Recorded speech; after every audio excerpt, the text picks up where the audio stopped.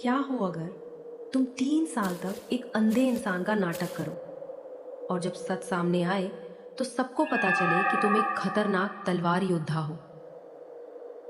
लेकिन सवाल यह है, क्या तुम सच में न्याय कर रहे हो या पूरी दुनिया को खत्म करने आए हो? आज जानेंगे इस वीडियो में।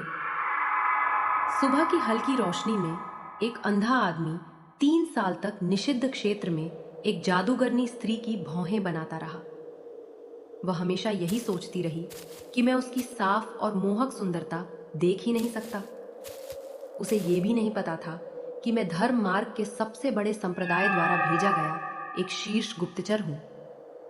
चारों ओर जादूगर संप्रदाय के शिष्य मुझे देखकर धीमे धीमे हंसते थे, लेकिन किसी को अंदाजा नहीं था कि हजारों साल पुराने रहस्यमय लोहे से बनी उस पतली सुई से खींची गई हर एक रेखा के साथ मैं सुमई के शरीर में एक छिपी हुई तलवार की ऊर्जा ओढ़ रहा था।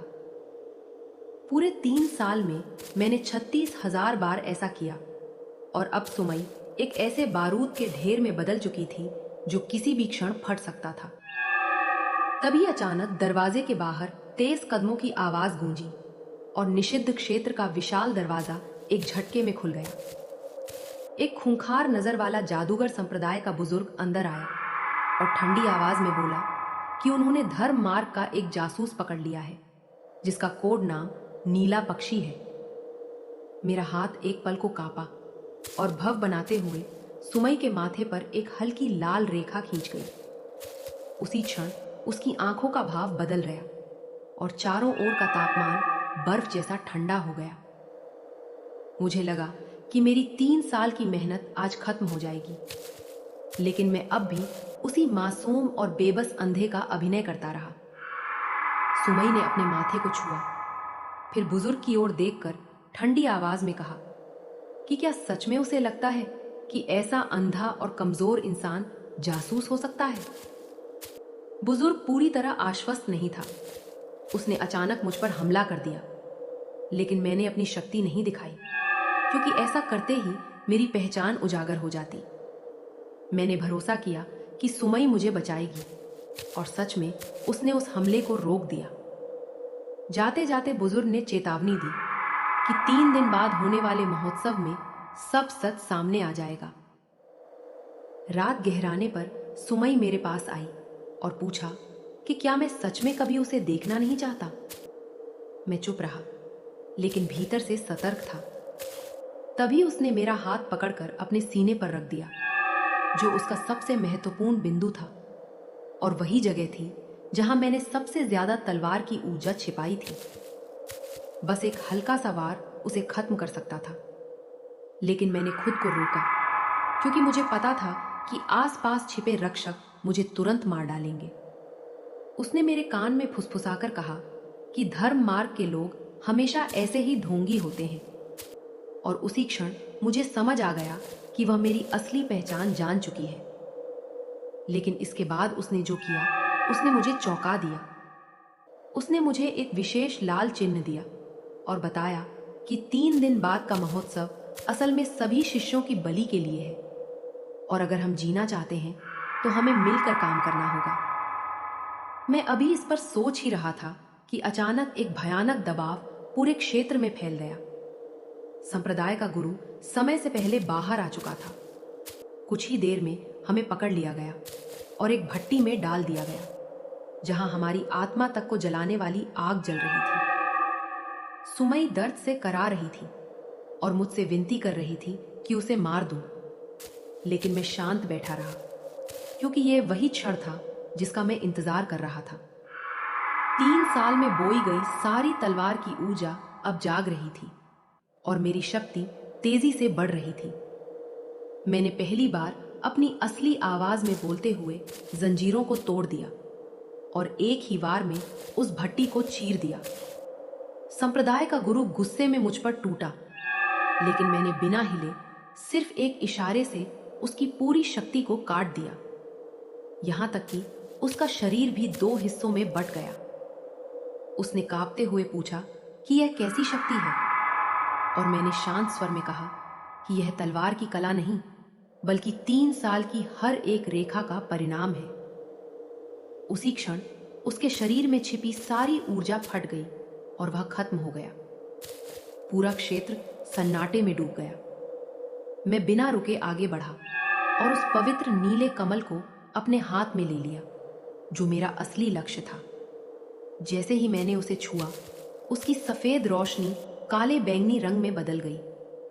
मैंने घोषणा की कि अब मैं किसी धर्म मार्ग का हिस्सा नहीं हूं। अब मैं सिर्फ तलवार दानव सुभान हूं। बाहर निकलते ही धर्म मार्ग की सेना ने मुझे घेर लिया और उनका नेता वही। साधारण शब्दों में ऐसा आतंक था कि पूरी भीड़ वहीं रुक गई। नीचे खड़ी सुमे ये सब देखकर स्तब्ध रह गई। उसने कभी किसी में इतनी क्रूर दानवी शक्ति और दिव्य गरिमा एक साथ नहीं देखी थी। उसके मन में पहली बार एहसास हुआ कि उसकी सारी चतुराई और चालाकी इस आदमी के सामने कुछ भी नहीं है। उधर लिन चांगहाई की सारी शान मिट्टी में मिल चुकी थी। वो अब डर के मारे मुझसे रहम की भीख मांग रहा था। बचा लो मुझे सुफान, मैं तुम्हारा गुरु हूं। उसकी आवाज कांप रही थी। उसका अहंकार मौत के सामने चकनाचूर हो चुका था। मैं हंस पड़ा, लेकिन वो हंसी बेहद ठंडी और निर्दयी थी। गुरु, मैंने तिरस्कार से कहा। जब तुमने मेरी शक्ति छीनकर मुझे मरने के लिए धकेल दिया था, तब तुम्हें याद नहीं था कि तुम मेरे गुरु हो। मैंने अपनी पकड़ और मजबूत कर ली। तभी अचानक आसमान में एक लंबी घंटी की गूंज उठी।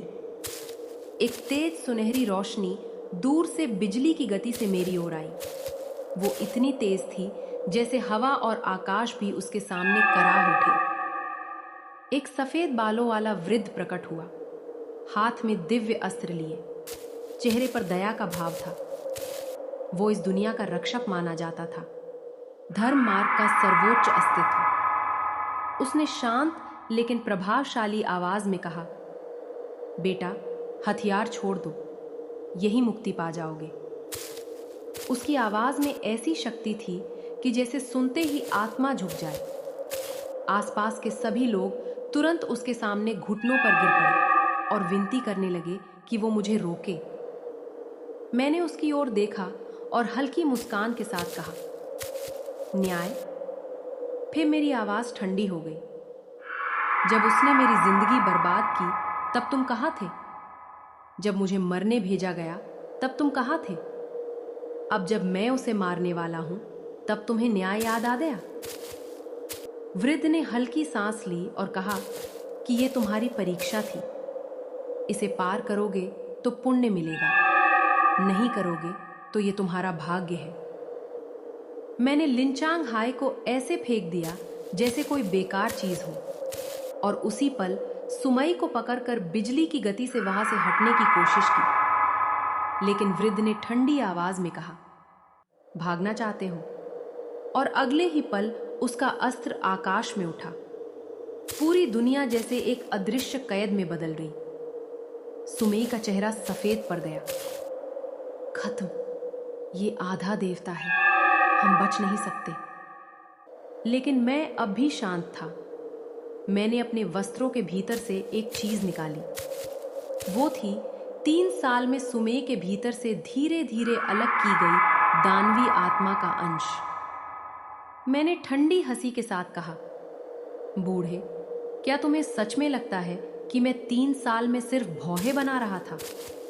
क्या तुम्हें लगता है कि वो कमल सिर्फ साधना के लिए था?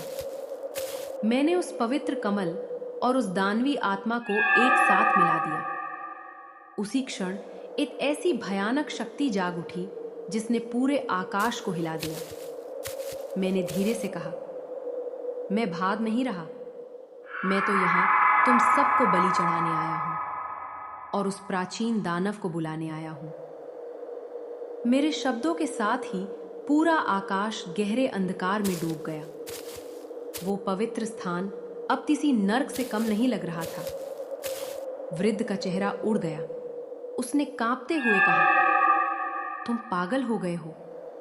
तुम इंसानी दुनिया में दानव को बुलाना चाहते हो? सुभान, क्या तुम पूरी दुनिया को अपने साथ नष्ट करना चाहते हो? मैंने उसकी ओर ठंडी नजर से देखा और कहा, कि अगर इस दुनिया का तथाकथित न्याय यही है कि नीच